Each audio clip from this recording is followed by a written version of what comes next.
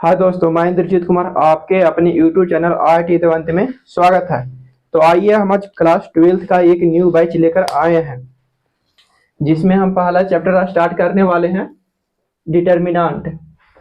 ठीक है, इससे पहले भी और चैप्टर होता है NCERT के अकॉर्डिंग, लेकिन हम आज स्टार्ट करेंगे डिटर्मिनेंट और इसमें क्लास 12th का फुल सिलेबस पढ़ाया जाएगा। ठीक है, और उसमें एडवांस भी क्वेश्चन बताया जाएगा जो आपको IIT से रिलेटेड रहेगा।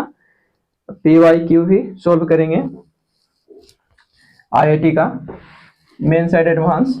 तो आइए हम देखते हैं डिटर्मिनेंट।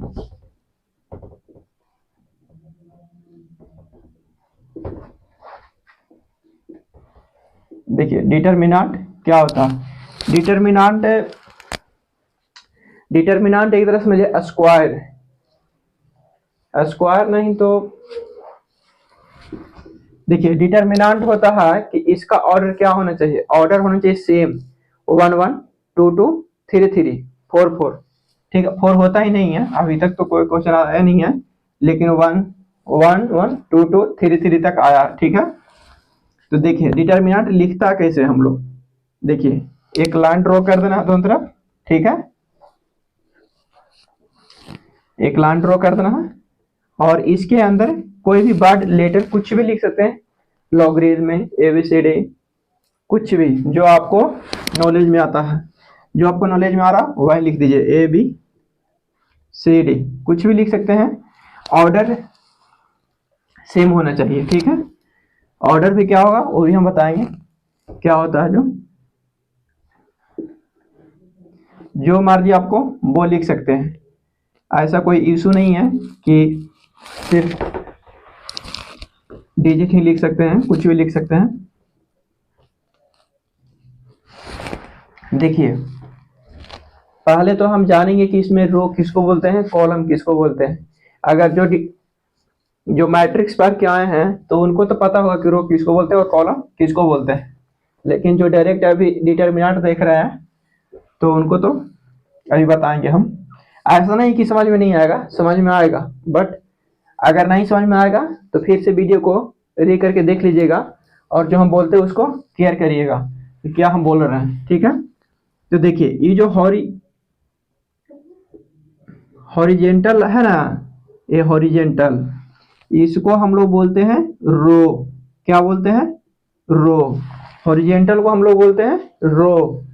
जैसे देखिए ये हॉरिजेंटल होता है इस तरह से, ये भी लाइन इस तरह से है, इसको बोलते हैं हॉरिजेंटल, तो इसको क्या बोलेंगे? रो। जो भी हॉरिजेंटल में दिख रहा है ना, ये सबको हम लोग बोलेंगे रो। ठीक है, इसको क्या बोलेंगे हम लोग? रो बोलेंगे। जो हॉरिजेंटल में दिख रहा है उसको हम लोग बोलेंगे रो। अब देखिए रो तो समझ में आ गया कि रो इस तरह से होता है।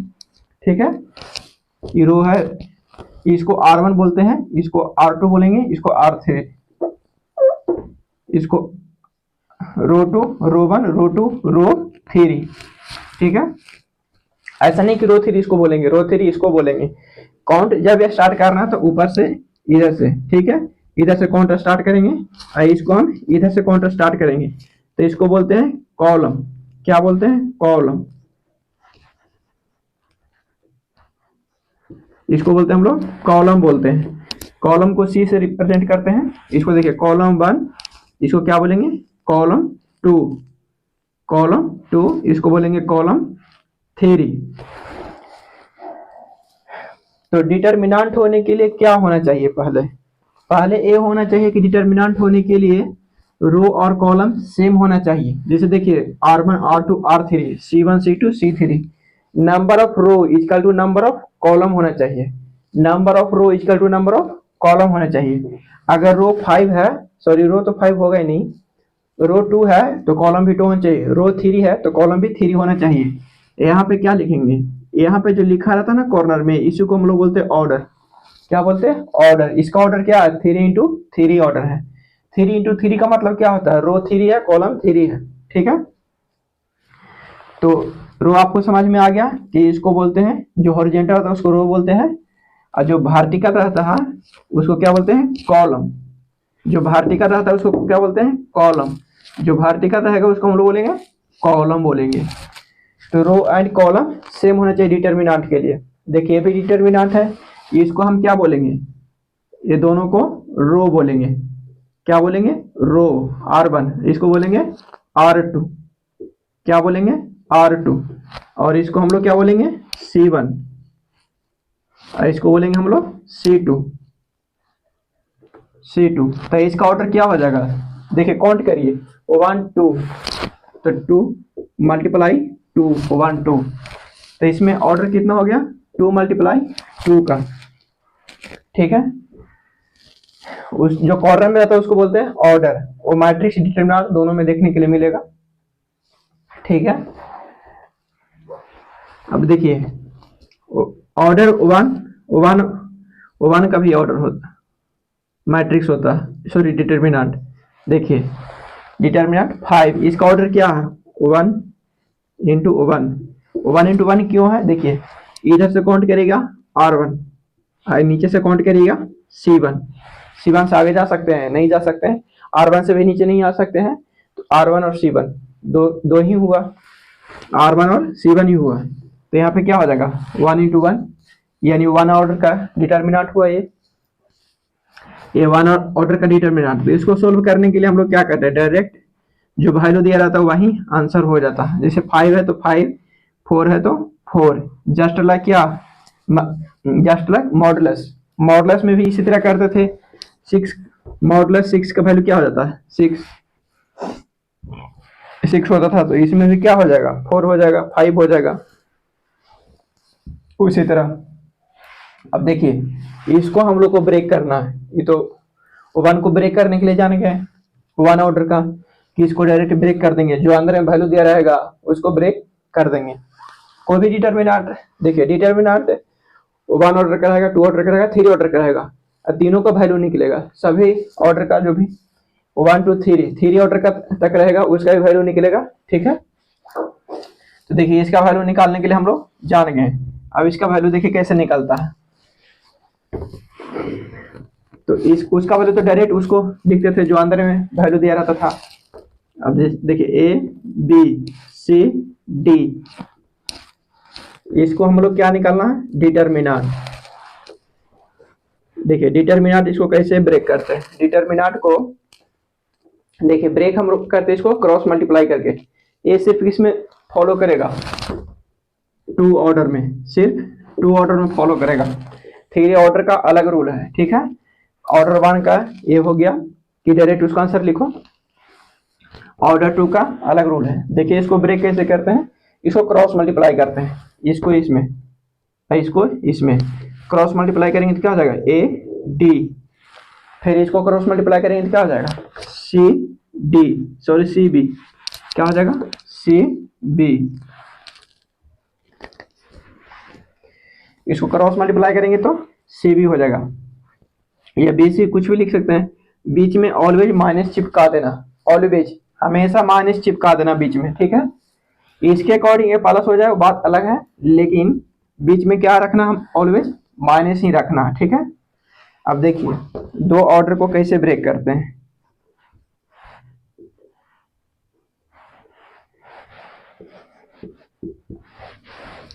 एग्जाम्पल लेके देखते हैं। देखिए यहाँ इसको ब्रेक करने के लिए क्या बोले थे अभी, क्रॉस मल्टीप्लाई करना, बीच में माइनस चिपका देना, क्रॉस मल्टीप्लाई करके बीच में माइनस चिपका देना। तो यहाँ पे भी क्रॉस मल्टीप्लाई कर देंगे, क्या हो जाएगा 4 मल्टीप्लाई 6 माइनस, बीच में माइनस है तो माइनस चिपका दिए, और 2 मल्टीप्लाई 3 हो गया।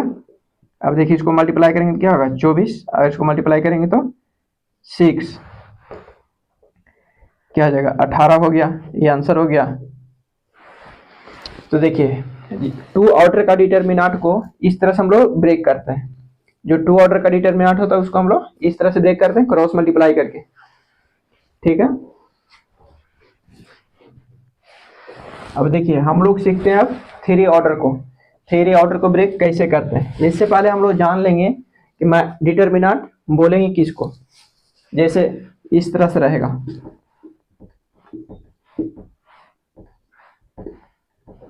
इसको डिटरमिनेंट बोलेंगे, इसको डिटरमिनेंट नहीं बोलेंगे। देखिए इसका ऑर्डर क्या हो जाएगा 2 इंटू 3, 2 into 3 हो जाएगा, इसका ऑर्डर 2 into 3 हो जाएगा। तो देखिए ऑर्डर होने के लिए, डिटर्मिनेंट होने के लिए क्या होना चाहिए, number of row equal to number of column, दोनों सेम होना चाहिए।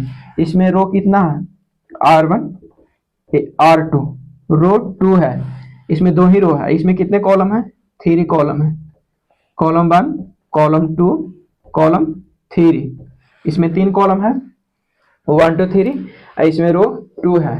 तो दोनों सेम नहीं है, दोनों सेम रहेगा तभी ये होगा डिटर्मिनेंट, नहीं तो ये नहीं होगा। ठीक है, यहाँ पे हम क्या लिख सकते हैं, the determinant is not possible, ये डिटर्मिनेंट संभव नहीं है। ठीक है, तो डिटर्मिनेंट होने के लिए क्या होना चाहिए, number of row equal to number of column, अगर दोनों सेम रहेगा तभी डिटर्मिनेंट कहलाएगा, अगर दोनों सेम नहीं है तो डिटर्मिनेंट नहीं कहलाएगा। मैट्रिक्स में सब चलता है, मैट्रिक्स में अगर यहाँ पे मैट्रिक्स का साइन दे दें 4 6 3 2 5 0, तो ये मैट्रिक्स है। ठीक है, मैट्रिक्स क्या सेटिस्फाई है, मैट्रिक्स में चलता है लेकिन डिटर्मिनेंट में नहीं चलता है। डिटर्मिनेंट में क्या होना चाहिए, ऑर्डर में जो होना चाहिए सेम होना चाहिए, ऑर्डर में n into n, तो इसका जनरल डिटर्मिनेंट क्या हो जाता है, n into n।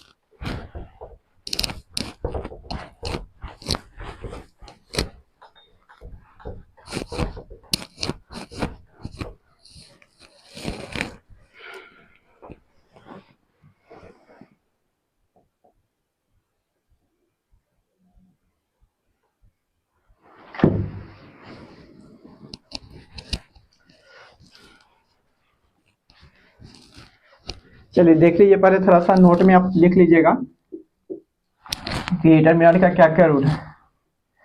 डिटर्मिनेंट होने के लिए क्या होना चाहिए, number of row is equal to number of column, number of column for a determinant.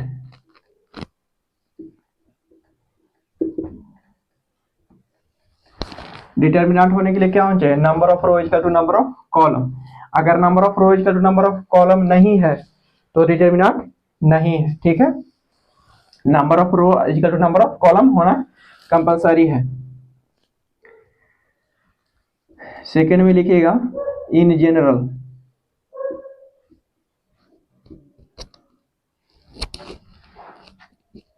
General determinant, general determinant क्या हो जाएगा, n into n. n into n का मतलब क्या होता है, नंबर भी सेम, सॉरी रो भी सेम और कॉलम भी same.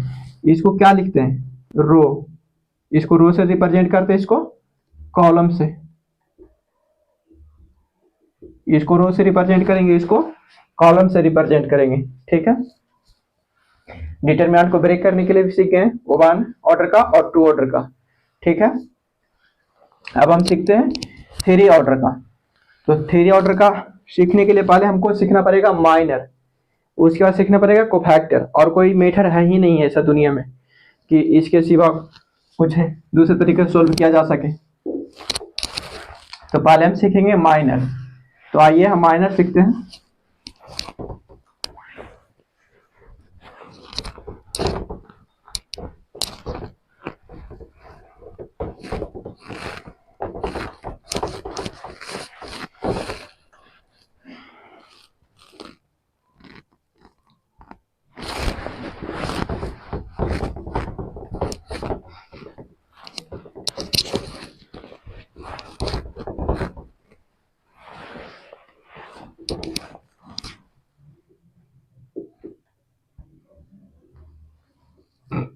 Minor of an element.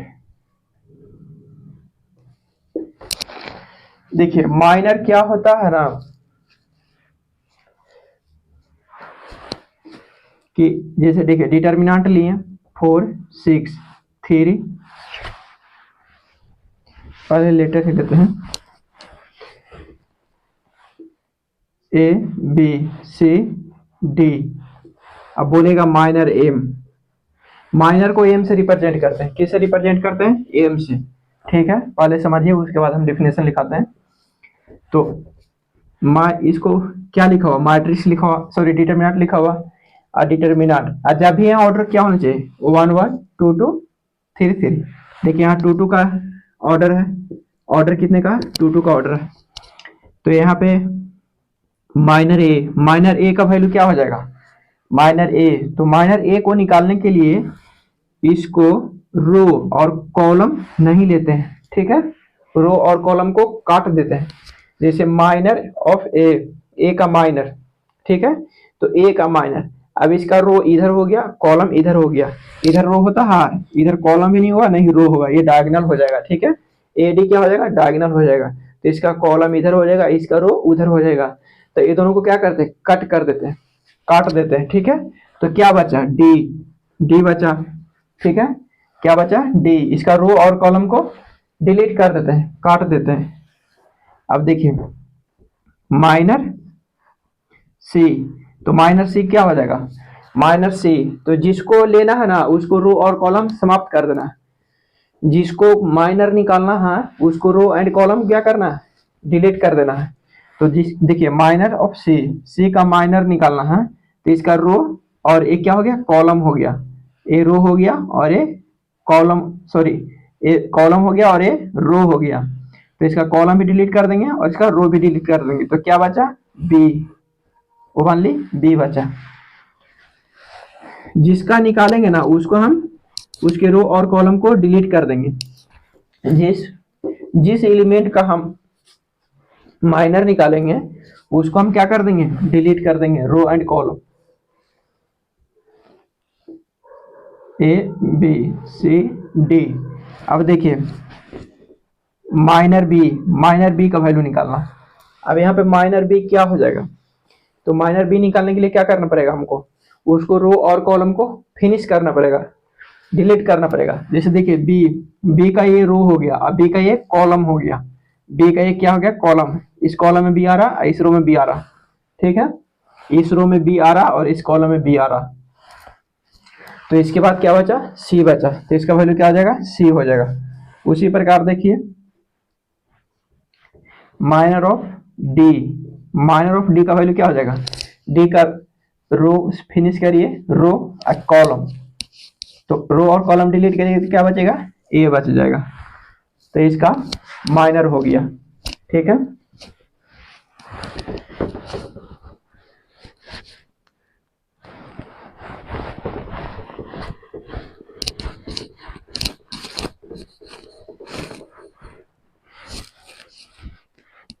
अब देखिए ये 2 ऑर्डर का तो सीख गए, अब 3 ऑर्डर का देखिए, 3 ऑर्डर का माइनर कैसे निकलता, 4 6, A B C D E F G H I. ये कितने ऑर्डर का हो गया, 3 इंटू 3।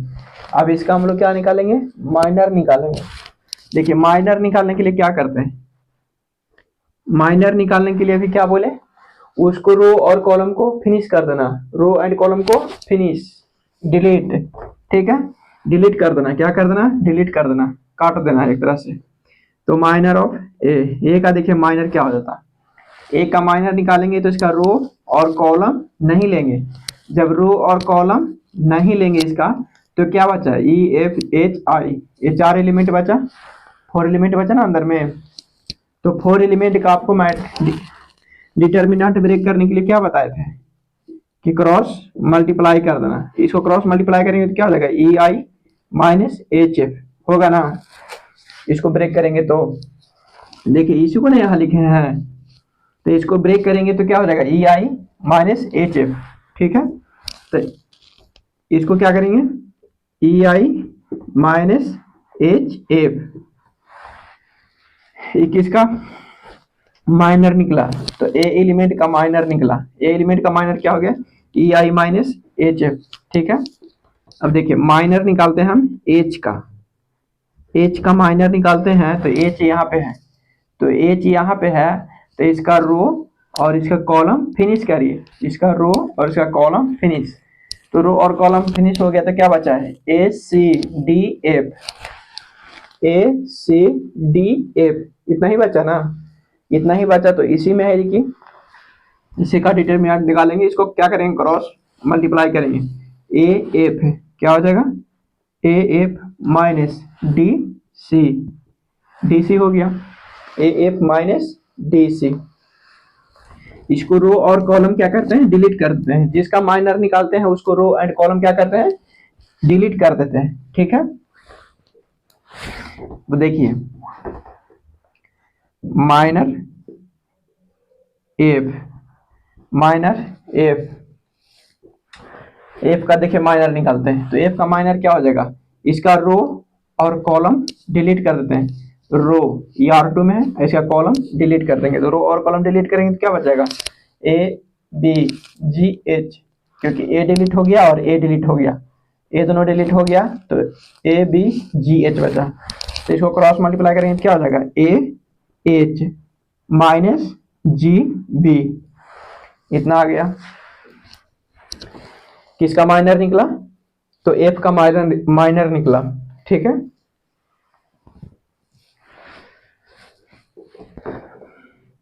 अब निकालेंगे माइनर, उसी तरह सब माइनर निकलेगा। ठीक है, इसमें क्रॉस मल्टीप्लाई कर देंगे, जो बचेगा ना उसको डिलीट करके उसको क्या करेंगे हम लोग? क्रॉस मल्टीप्लाई कर देंगे। तो देखिए इसका डिफिनेशन हम लोग क्या लिखते हैं?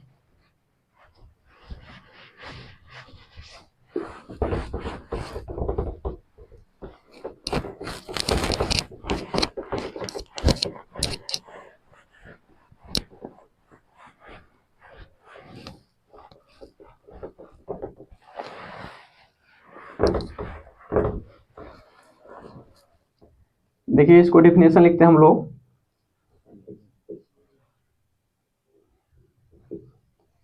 The determinant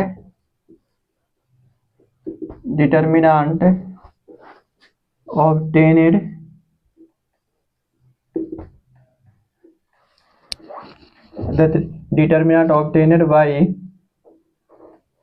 deleting deleting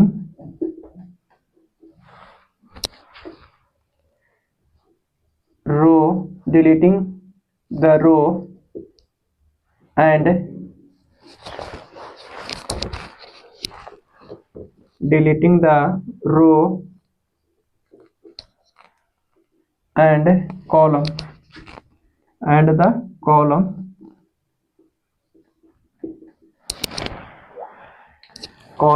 in which the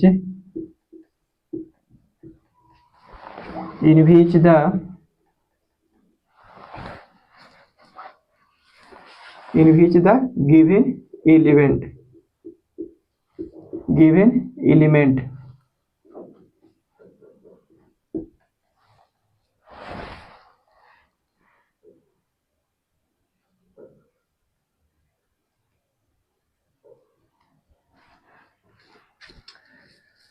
क्या करना? रो और कॉलम को डिलीट कर देना। रो और कॉलम को क्या करना? डिलीट कर देना। जो डिलीट करके बचेगा वो क्या होगा? डिटरमिनेंट बचेगा। अच्छा, डिटरमिनेंट को है ये कि डिटरमिनेंट को ब्रेक करेंगे तो क्या आ जाएगा? माइनर आ जाएगा। डिटरमिनेंट को ब्रेक करेंगे तो हमारा क्या आ जाएगा? माइनर आ जाएगा। ठीक है,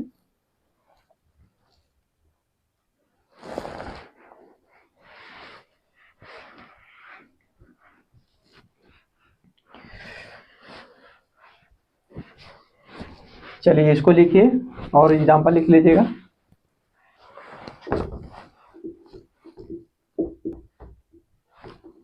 ए बी सी डी, देखिए इसका माइनर क्या हो जाता है? ए का माइनर हो जाएगा डी। क्यों हो जाएगा? क्योंकि रो और इसका कॉलम क्या करना है? डिलीट कर देना। रो और कॉलम डिलीट कर देना। तो ए का डिलीट कर देंगे रो और ए का डिलीट कर देंगे कॉलम, बच गया डी। ठीक है, माइनर ऑफ सी इसका भी बताए थे, इसको कॉलम और रो डिलीट कर देना, कॉलम और रो डिलीट कर दें तो क्या बचा, बी बचा। ठीक है, इसका एग्जांपल लिख लीजिए, A B C D E F G H I. इसका माइनर क्या हो जाएगा, माइनर ई का, देखिए ई का माइनर निकाल रहा है, ई का माइनर निकाल रहे तो इसका रो फिनिश करना, डिलीट करना, क्या रो, पहले रो डिलीट करेंगे, इसका रो डिलीट हो गया ई का, तो ई का रो ए हो गया रो, और इसका कॉलम हो गया। ठीक है, तो रो और कॉलम डिलीट हो गया, रो और कॉलम डिलीट हो गया, तो क्या बचा, ए सी जी आई। तो इस चारों में क्रॉस मल्टीप्लाई कर देंगे तो ए आई माइनस जी सी, इतना ही बचा ना डिलीट होकर। अब देखिए माइनर आई का, माइनर आई का देखिए क्या होगा, इसको रो फिनिश कर दिए और कॉलम फिनिश कर दिए, दोनों डिलीट कर देना, रो और कॉलम को क्या करना है, डिलीट कर देना, तो बचा क्या, ए ई माइनस डी बी, ए ई माइनस डी बी। चलिए लिखिए इसको,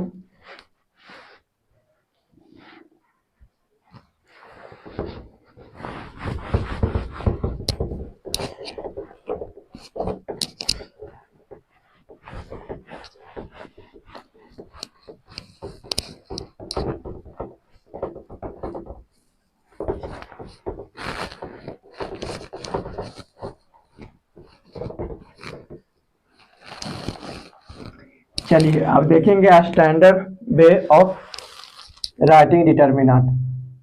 स्टैंडर्ड,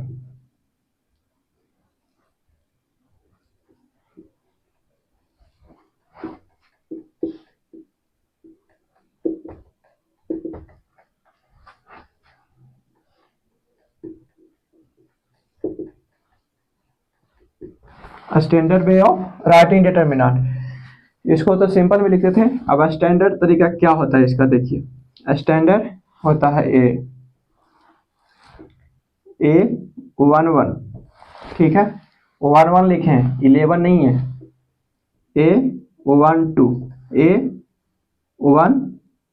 13, ठीक है, ए 21 ए 22 ए 23 ए 31 ए 32 ए 33, ठीक है।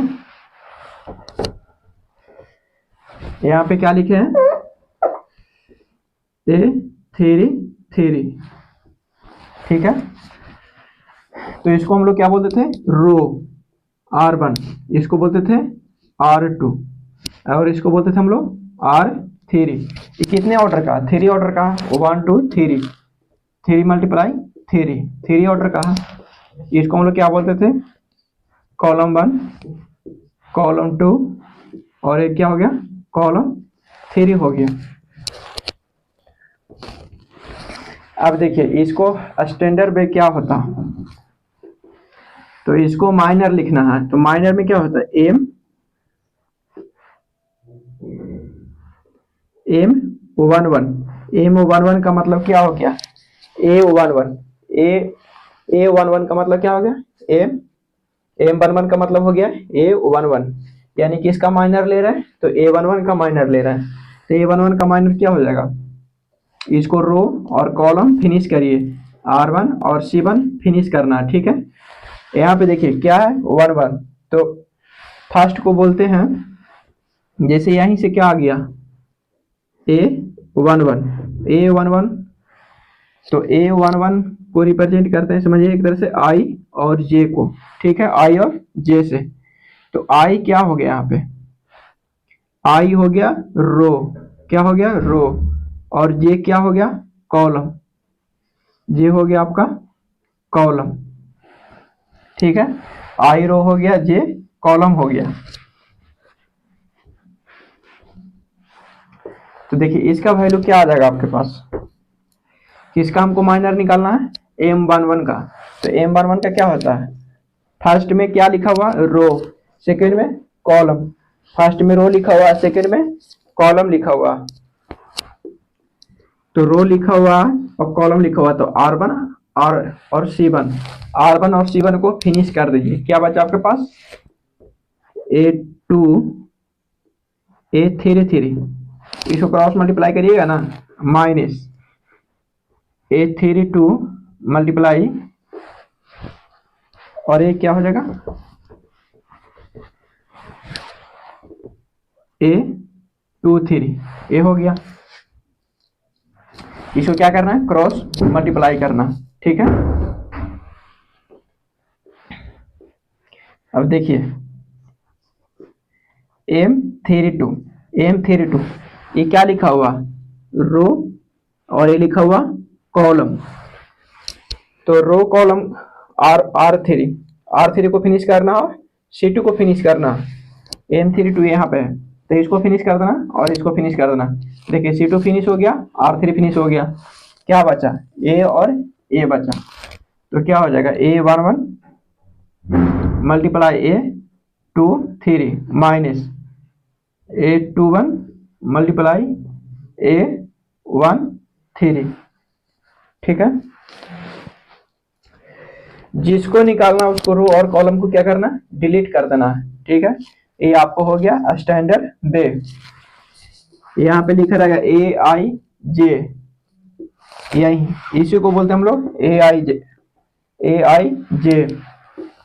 तो आई को किसे रिप्रेजेंट करते हैं, रो से, और जे को कॉलम से, ठीक है। चलिए अब हम आते हैं कोफैक्टर पे।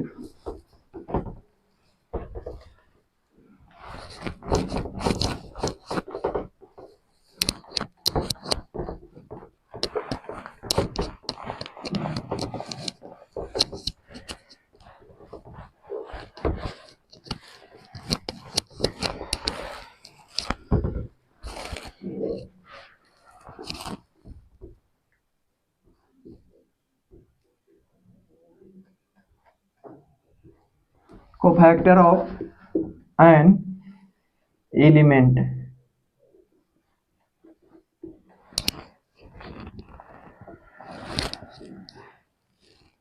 Cofactor of an element. देखिए कोफैक्टर ऑफ एन एलिमेंट का क्या होता है definition,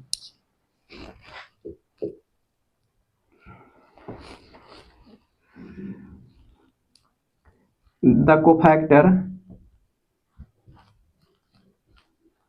of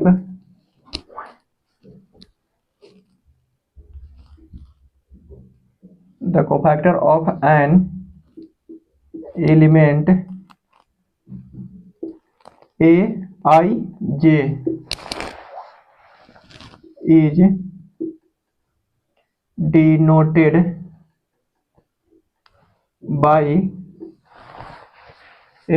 is denoted by Cij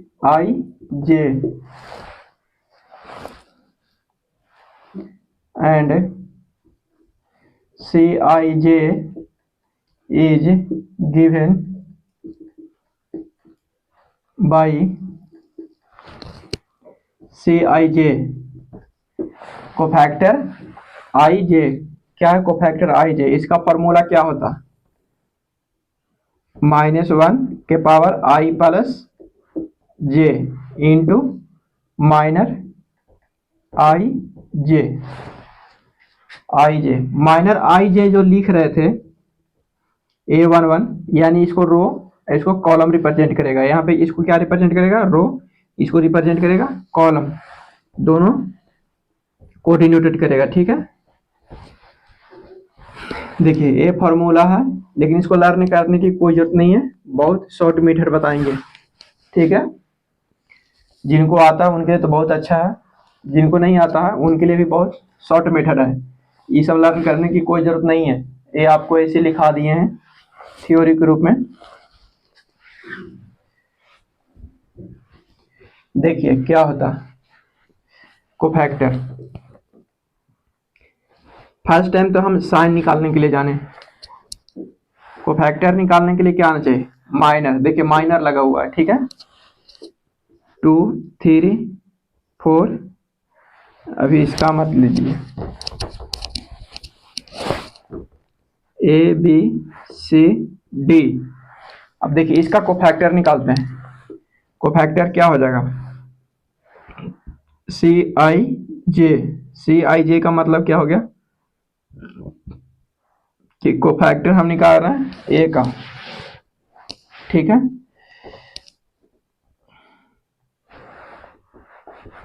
cofactor 1 1 का, जैसे देखिए इसको हम जनरल फॉर्म में क्या लिखते हैं, A11 A12 A21 A22, ठीक है, इस तरह से लिखे थे। तो यहाँ 1 1 का लेना है कोफैक्टर, तो 1 1 का क्या हो जाएगा, -1, I का वैल्यू कितना है 1, प्लस J का वैल्यू कितना है 1 है। देखिए I का वैल्यू 1 और EMIJ क्या लिखा हुआ, माइनर लिखा हुआ था। माइनर यहाँ पे क्या है, A है माइनर, माइनर क्या है MIJ का माइनर क्या है MIJ का मतलब क्या है, यहाँ पे 1 1 है, लिख देते हैं एक लाइन और। देखिए M 1 1 हो गया, I का भी वैल्यू 1 है और J का भी वैल्यू 1 है, तो यहाँ पे क्या हो जाएगा -1 के पावर 2 M11 इसको बोलते थे। 1 1 का मतलब क्या है, first row first column, first row first column A आपका A, तो A हो गया यहाँ पे। अब देखिए माइनस के पावर अगर इवन नंबर आता है तो वहाँ पे क्या आ जाता है, इवन नंबर आ जाता तो पॉजिटिव आ जाता है, प्लस में आ जाता है +1A, यानी क्या हो जाएगा A हो जाएगा, डायरेक्ट लिखते हैं क्या हो जाएगा A हो जाएगा। तो देखिए माइनस के पावर 1 के पावर अगर 3 है तो क्या हो जाएगा -1 हो जाएगा, 5 है तो क्या हो जाएगा -1 हो जाएगा, -6 है तो क्या हो जाता है प्लस हो जाता है, -4 है सॉरी -1 के पावर 4 है तो क्या हो जाएगा प्लस हो जाएगा। तो इवन नंबर रहेगा ना तो प्लस रिप्रेजेंट करेगा, क्या रिप्रेजेंट करेगा प्लस को, इवन नंबर प्लस को रिप्रेजेंट करेगा और ऑड नंबर माइनस को रिप्रेजेंट करेगा। अब इवन ऑड कहां से आप लोग लाइएगा, तो देखिए इवन ऑड लाने के लिए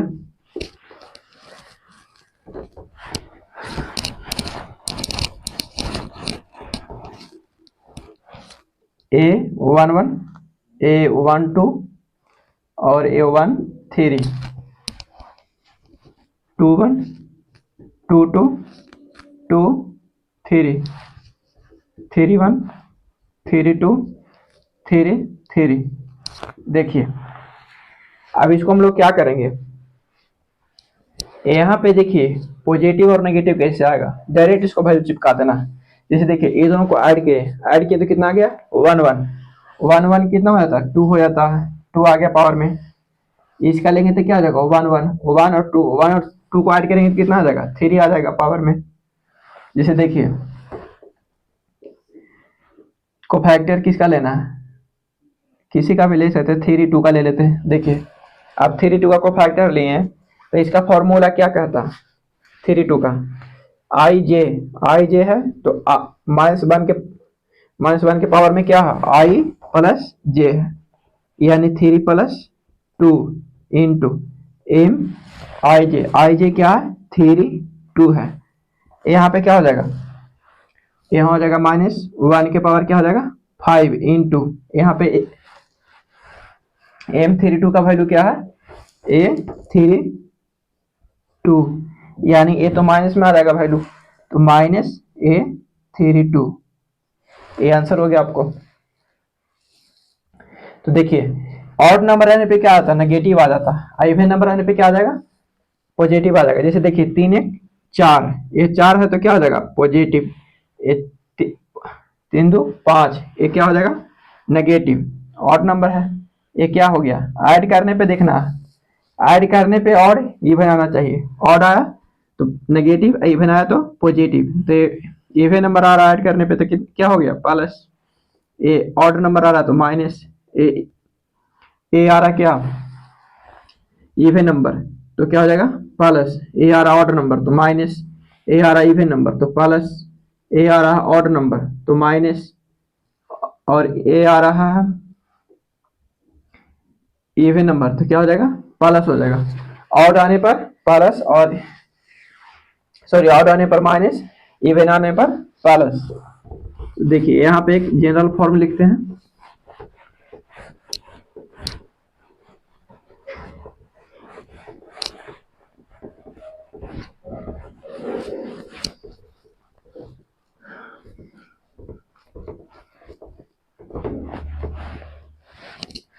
देखिए यहाँ पे क्या हो जाएगा, C I J is equal to direct M I J plus where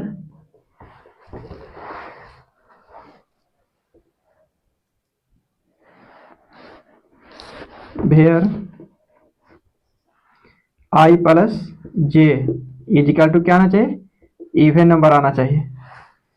I plus जे क्या आना चाहिए, इवन नंबर, तभी यहाँ प्लस होगा। ठीक है, C I J is equal to minus M I J. यहाँ पे माइनस कब होगा, जब इसका I plus J odd number आना चाहिए। क्या आना चाहिए, ऑड नंबर। जब आई प्लस जे ऐड करने पे क्या आना चाहिए, ऑड नंबर। जब ऑड नंबर आएगा तो यहाँ पे आपको क्या चिपकाना है, माइनस चिपका देना है। आई और जे ऐड करने पे क्या आना चाहिए, इवन नंबर। अगर इवन नंबर आता है तो यहाँ पे क्या चिपका दीजिएगा, प्लस चिपका दीजिएगा। बस इतना ही का काम है। देखिए अब इसको हम लोग देखते हैं, ए बी सी डी को फैक्टर निकालते हैं। देखिए कोफैक्टर ए का क्या हो जाएगा, कोफैक्टर ऑफ ए, तो कोफैक्टर ऑफ ए का वैल्यू क्या हो जाएगा। देखिए यहाँ पे कोफैक्टर ऑफ ए का वैल्यू क्या हो जाएगा हमारा, तो कोफैक्टर ऑफ ए को वैल्यू निकालने के लिए क्या निकालते हैं हम लोग, पहले माइनर निकालते हैं। देखिए कोफैक्टर ऑफ ए, यहाँ पे कोफैक्टर ऑफ ए है तो क्या है, 1 1 है। खुद से ट्राई मारिए, 1 1 है, R1 और C1 में है, तो R1 और C1 क्या हो जाएगा, प्लस हो जाएगा। प्लस हो जाएगा तो प्लस एम, यानी प्लस एम प्लस ए, इसका वैल्यू क्या हो जाएगा, माइनर ए का वैल्यू क्या हो जाएगा, डी हो जाएगा। आंसर डायरेक्ट डी आ गया। देखिए cofactor of D, cofactor of D का वैल्यू क्या हो जाएगा, ए हो जाएगा। क्यों ए हो जाएगा प्लस में, क्योंकि इसका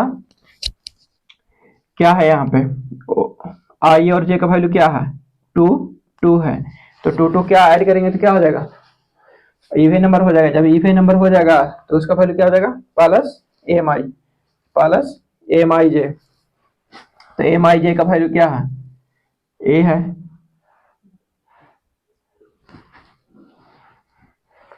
उसी तरह सभी को निकलेगा। अब देख लीजिए थ्री नंबर, थ्री ऑर्डर का।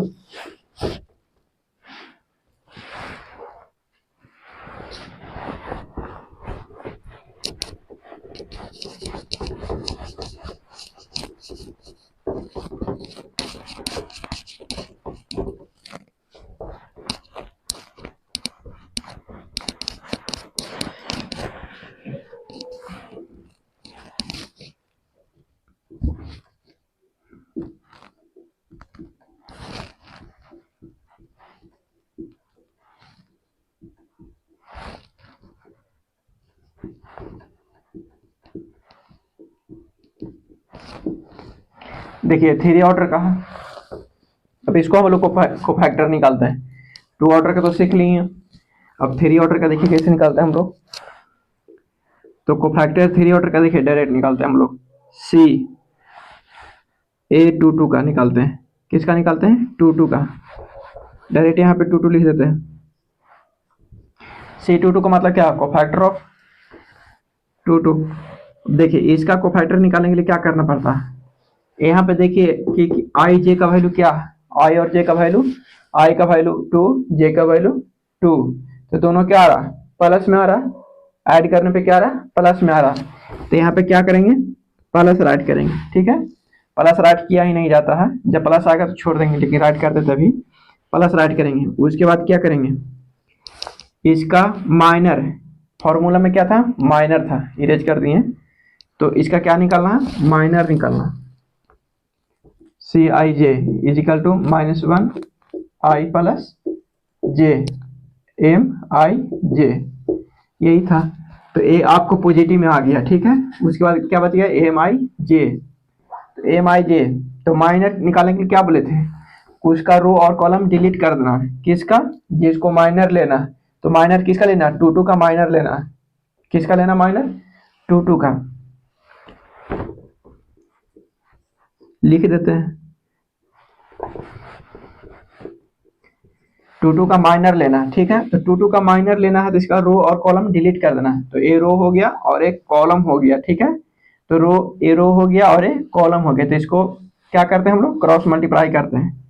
तो यहाँ पे क्या हो जाएगा, ए 1 मल्टीप्लाई ए 3 माइनस, बीच में माइनस चिपकाते थे, इसमें भी चिपकाएंगे। और देखिए इस ऐसे क्रॉस मल्टीप्लाई होगा और इसको इस तरह से मल्टीप्लाई करेंगे। तो ए 3 मल्टीप्लाई ए 1 3 हो गया। अब देखिए ये तो पॉजिटिव में आया था, अब निकालते हैं C32 का, कोफैक्टर ऑफ C32। तो कोफैक्टर ऑफ C32 का निकालिए कोफैक्टर, इसका कोफैक्टर निकालना है, ठीक है। तो कोफैक्टर निकालने के लिए देखिए माइनर तो निकालना है, जिसको कोफैक्टर निकाला उसी को समझ माइनर ही निकालना है। तो इसका एक तरह से क्या होगा, यहाँ पे प्लस प्लस हो गया, माइनस होगा। तो यहाँ पे माइनस होगा, क्यों होगा, क्योंकि यहाँ पे ऑड आ रहा। आपको बताए थे कि ऑड आएगा तो माइनस, इवन आएगा तो प्लस। तो यहाँ पे क्या चिपका देना है, माइनस माइनस M32, ठीक है। तो M32 माइनस, इसको ब्रैकेट ले लेंगे, माइनर ऑफ 32, माइनर ऑफ 32 का भाई क्या हो जाएगा वैल्यू। तो इसको क्रॉस मल्टीप्लाई कर देंगे और इसको और इसको। तो A 1 मल्टीप्लाई A 2 3, ठीक है, माइनस A 21 मल्टीप्लाई A 1 3, ये हो गया इसका। इसको क्रॉस मल्टीप्लाई कर देंगे। जिसको माइनर निकालना है उसका रो और कॉलम डिलीट कर देना, ठीक है।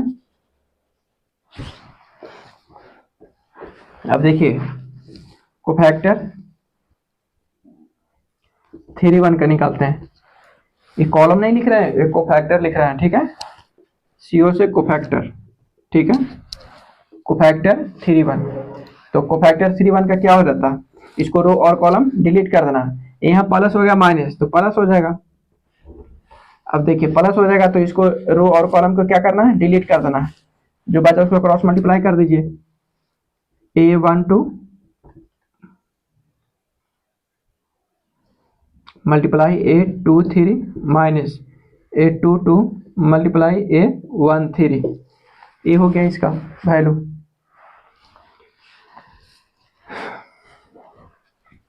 तो देखिए कोफैक्टर निकालने के लिए पहले आपको माइनर आना चाहिए। माइनर आ गया तो कोफैक्टर निकलेगा। जब माइनर और कोफैक्टर आ गया तो 3 ऑर्डर का क्या डिटर्मिनेंट को हम ब्रेक कर सकते हैं आसानी से, ठीक है। चलिए तो आज हम यहीं तक रखते हैं।